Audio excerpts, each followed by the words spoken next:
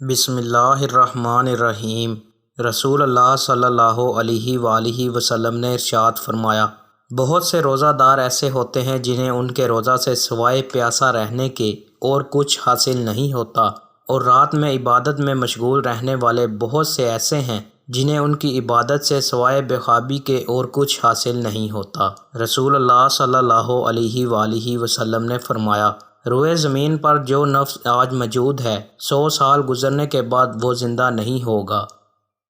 رسول اللہ صلی اللہ علیہ وآلہ وسلم نے فرمایا، 3 خصلتیں ایسی ہیں کہ جس میں یہ پیدا ہو جائیں اس نے ایمان کی مٹھاس کو پا لیا۔